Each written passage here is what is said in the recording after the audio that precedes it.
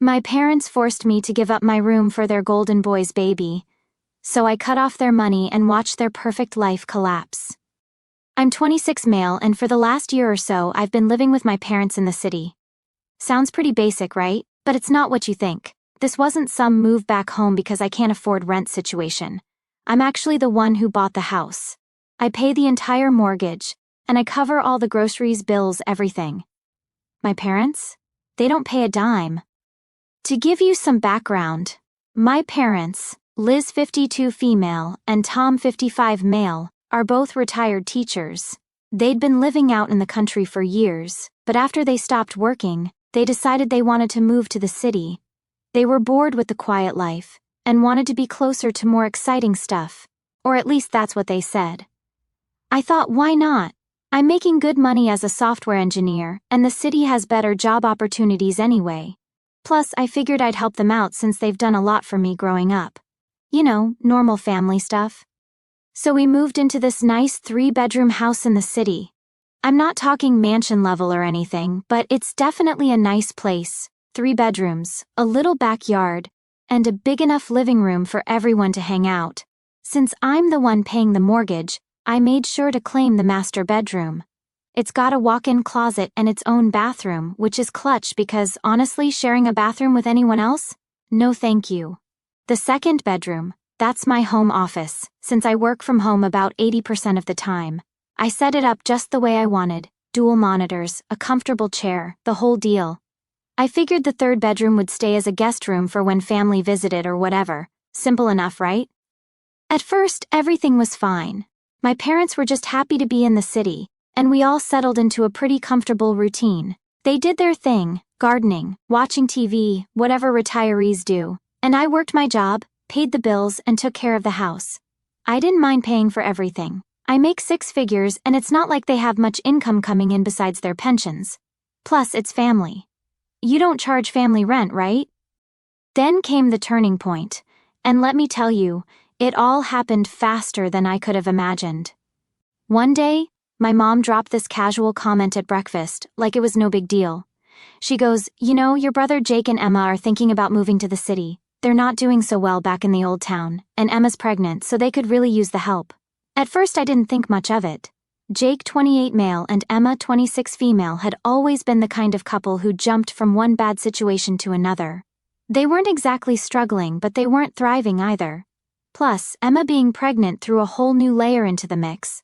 I thought, okay, maybe they'll move to the city and get a small apartment or something. But no, my mom had different plans. A few days later, she sat me down and with this super innocent tone, she said, "We've invited Jake and Emma to come stay with us. It'll just be for a little while until they get back on their feet." Now, this is the part where I should have seen it coming, but I didn't. I just kind of nodded along, figuring, okay, whatever, they'll stay for a bit and then find their own place. But what I didn't know was that this was just the beginning of the chaos. My parents didn't exactly ask if I was cool with them moving in. They just told me after they'd already invited them. I was still processing the whole thing when Jake and Emma showed up at our doorstep a week later with bags in hand, looking like they were moving in for the long haul.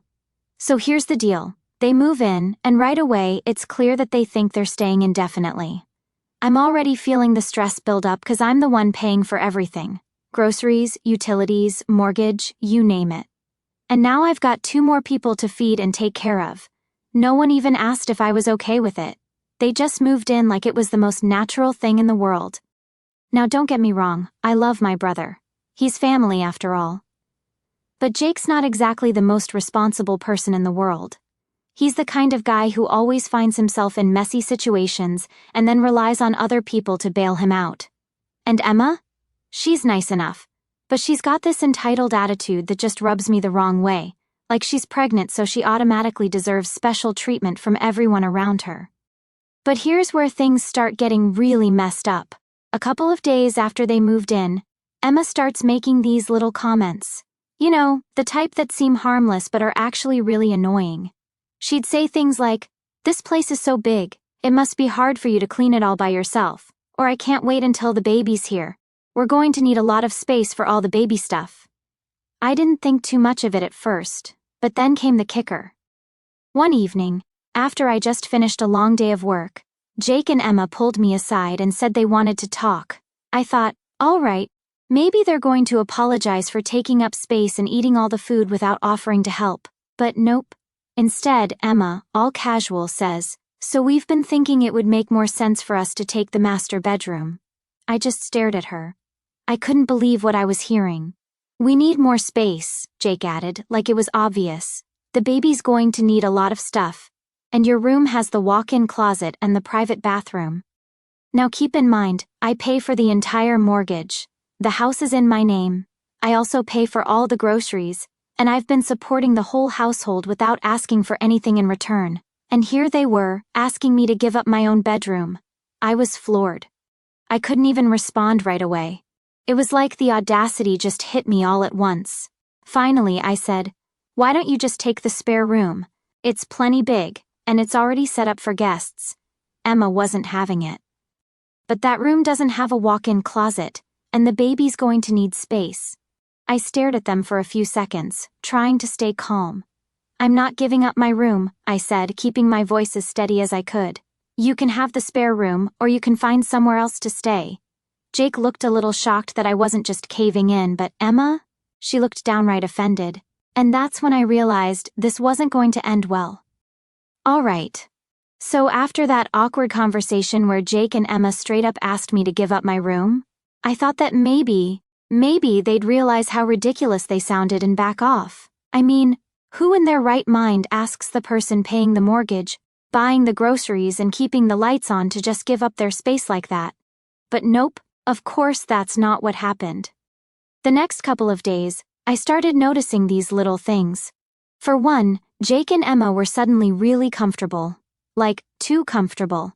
They'd spread their stuff out all over the living room, had their shoes kicked off near the couch, and Emma was already talking about where she was going to put all the baby stuff, like the house was theirs or something. I wasn't saying anything yet, but it was building up inside me, that feeling that something was about to go down. So one day, I had to go into the office for a few hours. Normally I work from home, but sometimes I have meetings that I can't miss. Anyway, I get home around lunchtime to grab something to eat, and I notice something strange. As soon as I walk in, my personal stuff, is in the hallway. My clothes are in a pile on the floor. My computer monitor is just sitting there, unplugged, like someone was in the middle of moving it. My heart's already starting to race because I know what this means, but I had to see it for myself. I walk to my room, and sure enough, there's Emma standing in the middle of it, packing up the last of my things. She doesn't even look surprised when I walk in. She just glances over at me like, "Oh, hey, I was just finishing up. I couldn't believe it." "What the hell are you doing?" I blurted out, probably louder than I meant to. She had the nerve to look all calm and collected, like this was no big deal. "Your mom said we could start moving our stuff in here. The baby's coming soon, and we need the space," she said, like it was the most normal thing in the world. I could feel my blood boiling. My mom said? My mom, who doesn't pay a single cent toward the mortgage, thought it was okay to just hand over my room to Jake and Emma without even talking to me. I wasn't about to let this slide. "No," I said, stepping into the room. "You're not moving into my room. I already told you guys to take the guest room." Emma didn't like that. She crossed her arms and gave me this look like I was the one being unreasonable. "The guest room is too small for the baby, and there's no closet. We need more space." I wasn't having it. "I don't care. You're not taking my room. I'm the one paying the mortgage. I'm the one who's been paying for everything in this house, and you and Jake aren't even contributing anything. If you need more space, you're welcome to find your own place." At this point, I was really angry, and I could tell Emma was getting upset too, but I didn't care. She didn't back down though. "Your mom said it was fine," she repeated, like that was the final word. Now here's where I lost it. I marched back out of the room, grabbed my phone, and called my mom, who by the way wasn't even home at the time. The second she answered, I didn't even let her say hello. "Mom, did you tell Jake and Emma they could move into my room?" There was a long pause on the other end, like she didn't know what to say. Finally she admitted, "Well, I thought it would be the best solution. They need the space, and you already have the office. It's not like you're using the room for much." I couldn't believe what I was hearing. "Are you serious right now?" I snapped. "I pay the mortgage, I pay for all the groceries, I pay the bills, and you think it's okay for Jake and Emma to just take over my room?" My mom tried to calm me down, saying it wasn't a big deal and that we're all family, but I was done listening. I'm not giving them my room, and if they don't move their stuff out, they're going to need to find another place to stay. By this point, Emma must have heard me because she came storming out of the room, looking furious. "You're seriously going to throw us out with a baby on the way?" That's when Jake walked in. He must have heard the commotion from outside because he came in looking all pissed off, iterative too. "What's going on?" he demanded. So I laid it out for him.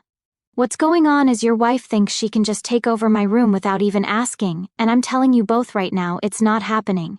You can either stay in the guest room or you can leave." Jake wasn't happy about that. He got all defensive, saying how they're family and how I should be willing to make sacrifices for them. But at this point, I was beyond reasoning. Sacrifices? I'm already paying for this entire house. What are you guys contributing, huh? Nothing. And now you think you can just walk in and take over? The yelling got pretty loud at that point, and I think it was clear that neither side was backing down. My mom tried calling me back, but I ignored her. I was too pissed off to deal with her excuses.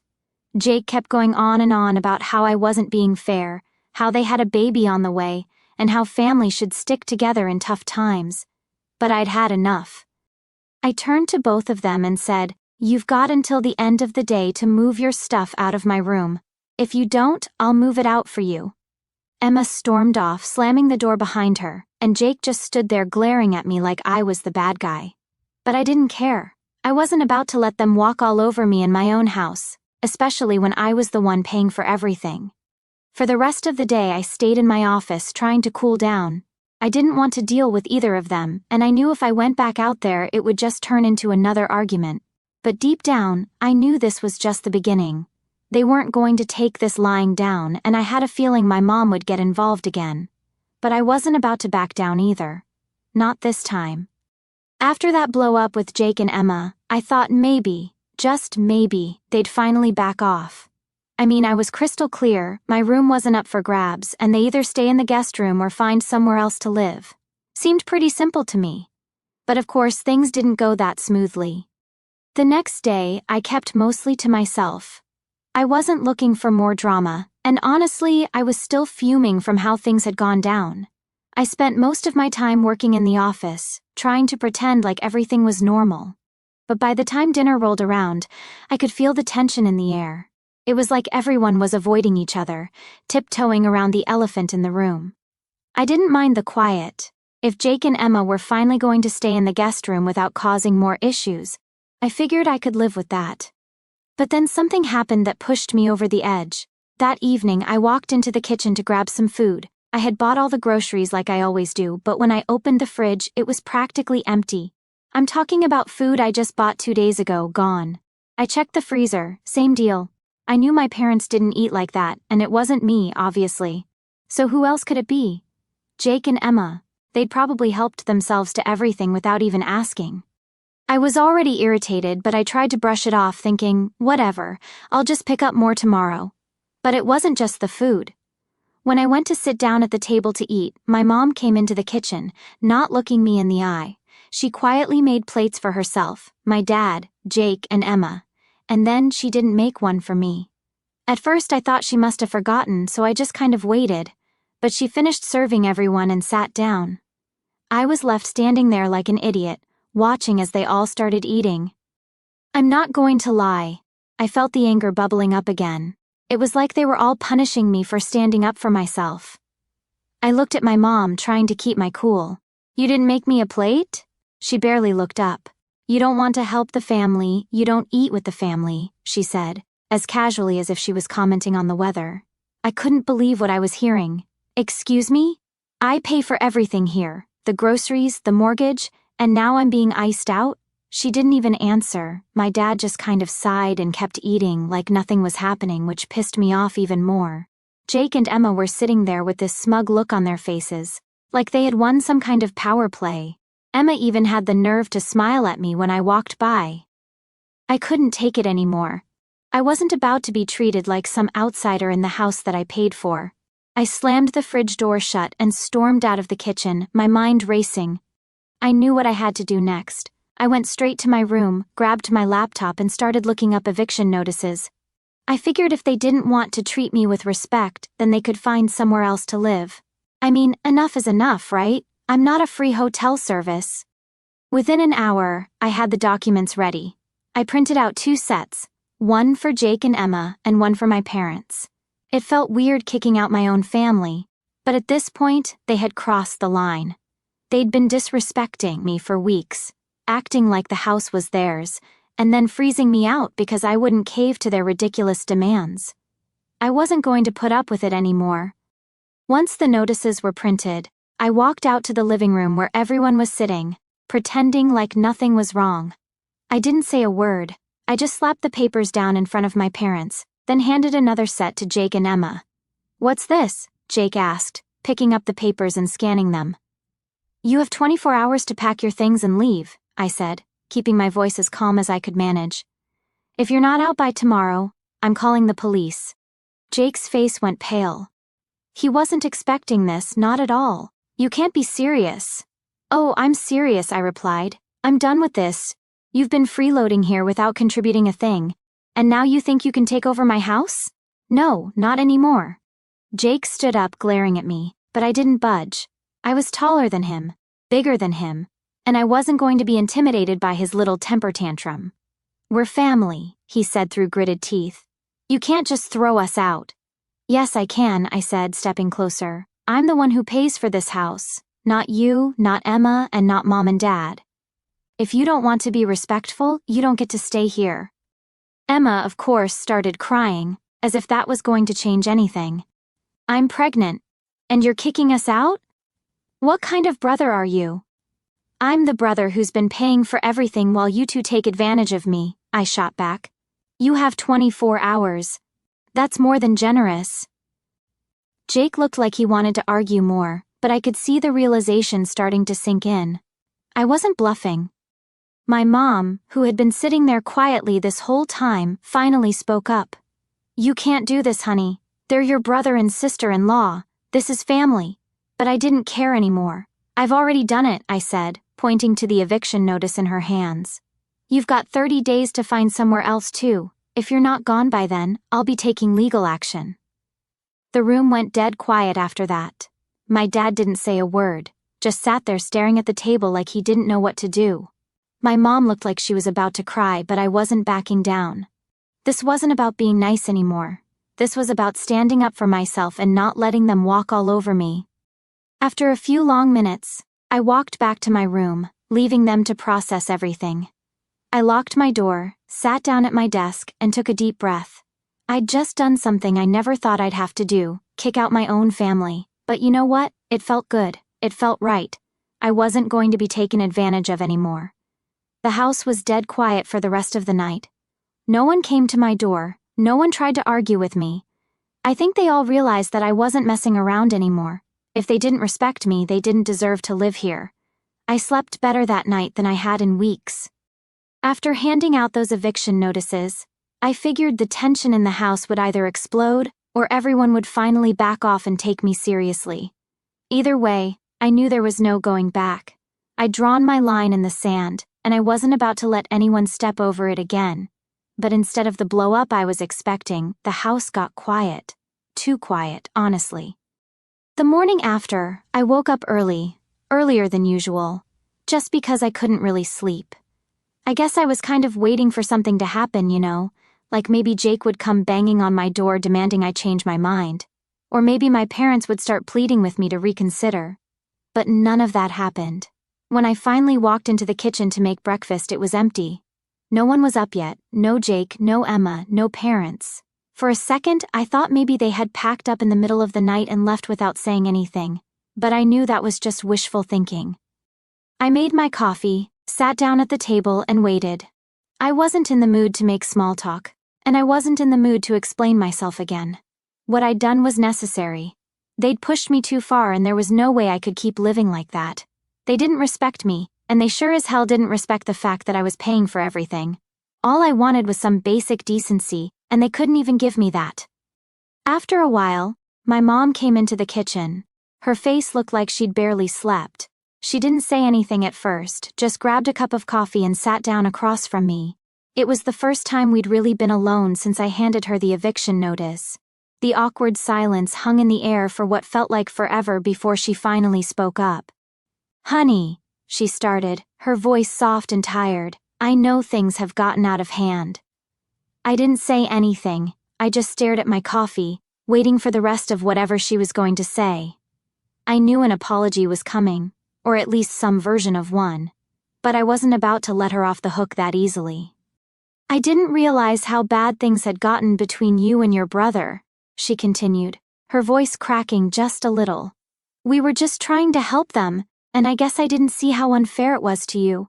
That caught me off guard. I wasn't expecting her to admit it, at least not so soon.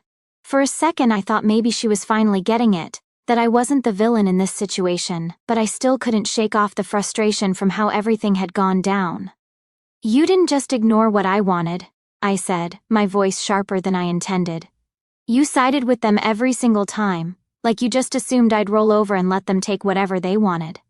"I know," she said, almost in a whisper, "but we thought, well, you've always been the strong one.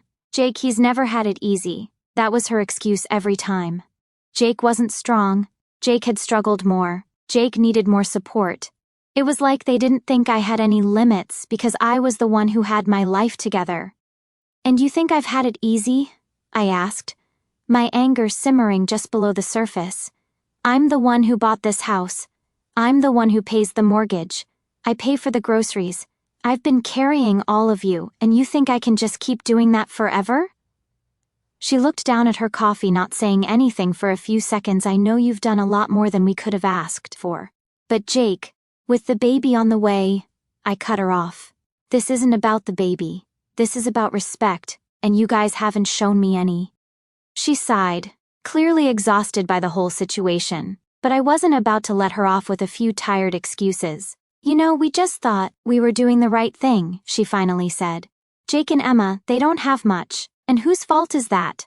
I shot back. "I didn't ask them to move in. I didn't ask for any of this. They need to figure out their own lives, and you can't keep bailing them out by throwing me under the bus." She nodded, finally seeming to understand, or at least trying to. "We'll figure something out," she said, her voice quieter now. "But please don't push us out, not like this." I sat back in my chair trying to calm down. It wasn't like I wanted to kick them out. I mean, they were my parents. But at the same time, I couldn't keep living in a situation where they didn't respect my boundaries. I'd let too much slide, and now I had to put my foot down. "I don't want to push you out," I said, trying to be as calm as I could, "but things need to change. I can't keep living like this, being treated like I don't matter in my own house. Either things change, or yeah, you'll have to find somewhere else to live." She didn't argue, just nodded quietly. "Okay," she said, "we'll figure something out." After that, she left the kitchen, and I was alone again with my thoughts. I wasn't sure if anything was actually going to change, but at least it seemed like they were finally starting to take me seriously. Jake and Emma hadn't shown their faces yet, and I wasn't sure if that was a good thing or a bad thing, but either way, they were on borrowed time. Later that afternoon, Jake finally showed up. And of course, he looked like he'd been brooding over what had happened the night before. He didn't even say hi when he walked into the living room, just sat down across from me with that same pissed-off expression he always had when he didn't get his way. "So this is how it's going to be?" he asked, his voice dripping with bitterness. "You're really going to kick us out? I gave you 24 hours, I said, not even looking up from my phone. "If you're still here tomorrow, I'm calling the police." Jake scoffed, shaking his head like I was the bad guy. "We're family." "Yeah, and family doesn't take advantage of each other," I shot back. "You've had weeks to figure this out. I'm not your fallback plan." He didn't have much to say after that, just sat there for a few minutes before getting up and storming off again. Typical Jake. He was always the type to run when things didn't go his way, and this time was no different. The rest of the day went by quietly. Too quietly, if I'm being honest. I didn't know what Jake and Emma were going to do, but I wasn't about to change my mind. I'd given them a clear deadline, and they knew I wasn't bluffing. The next 24 hours were going to decide everything. The next morning, after all the chaos, I woke up and just laid there for a few minutes, staring at the ceiling. I knew today was the day. Jake and Emma had 24 hours, and now that deadline was ticking away. It was weird though, I wasn't even mad anymore.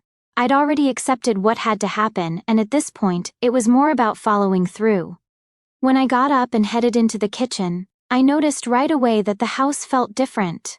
Not tense exactly, but just quiet. Like the calm before something big happens. No one was in the kitchen, so I figured I'd make myself some breakfast. The fridge was still kind of empty from the last raid Jake and Emma had on the groceries, but I made do with what was left. As I sat there eating, I started thinking about how this whole situation had spiraled out of control so fast. I mean, it wasn't that long ago that things were fine. My parents and I were getting along. I was working, paying the mortgage, covering the groceries, and life was just kind of moving along like normal. Then Jake and Emma show up, and everything went off the rails. It's crazy how fast things can change when people start feeling entitled to stuff they didn't earn. A couple hours later, I heard someone coming down the hallway. It was my dad. He walked in quietly, grabbed a cup of coffee, and sat down at the table across from me. He didn't say anything at first, just took a sip and looked out the window. Finally, he spoke. "Jake and Emma are leaving today."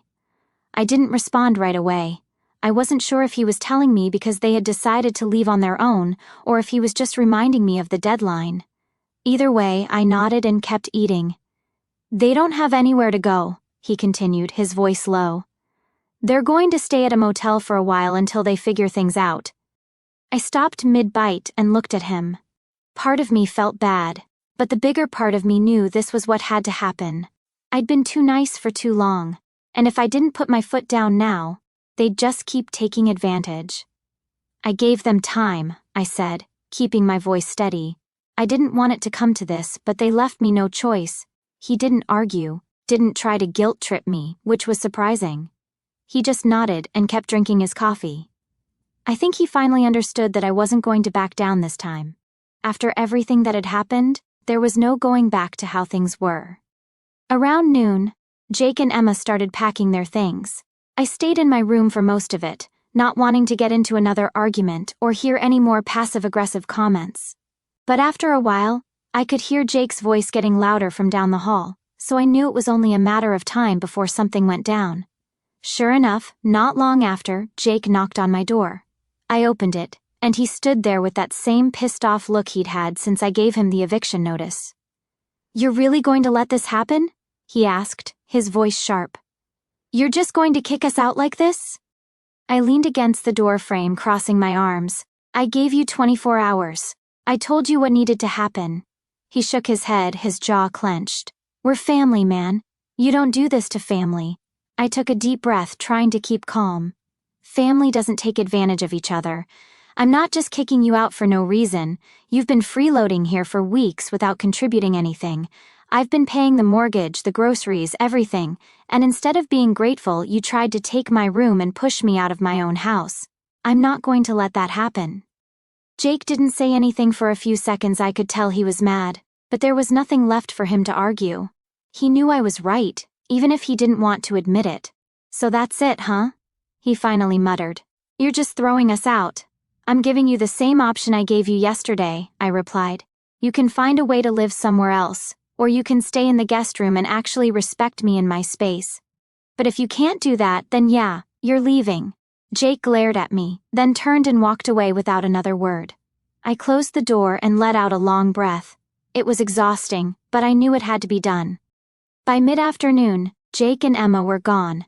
I didn't see them leave, and honestly, I didn't want to. I wasn't looking for some emotional goodbye or anything like that. They packed up their stuff, loaded it into their car, and drove off without saying a word to me. The house felt different after they left, quieter, less tense. My parents didn't say much to me that day. I think they were still processing everything that had happened. My mom looked upset, but she didn't say anything about it. Maybe she realized finally that I wasn't the one who had caused all this. Jake and Emma had pushed me too far, and this was the result. That evening, my mom knocked on my door. She came in, sat down on the edge of my bed, and just stared at the floor for a while. I could tell she was trying to find the right words. "They're gone," she said softly. I nodded, not saying anything. "I never thought it would get to this point," she admitted. "I didn't realize how much pressure we were putting on you." I looked at her, feeling some of the frustration lift a little. "It's not that I didn't want to help," I explained, But you guys treated me like I didn't matter, like my needs and my space weren't important. She sighed and nodded. You're right. We should have seen it sooner. We sat in silence for a few minutes. I could tell she was upset, but at least now she was starting to understand where I was coming from. I don't want you and Dad to leave, I said, breaking the silence. But if things don't change, I can't live like this. She nodded again, standing up slowly. We'll figure it out, she said. Things will be different, I promise. As she left the room, I felt a strange mix of relief and exhaustion. The situation with Jake and Emma was over, but there was still work to be done with my parents. I knew it wasn't going to be easy, but at least now it felt like they were willing to listen. For the first time in weeks, I felt like I could finally breathe again. The house was quiet, and the tension that had been hanging in the air was gone. It wasn't a perfect solution, but at least now I had my space back, and most importantly, I had my respect.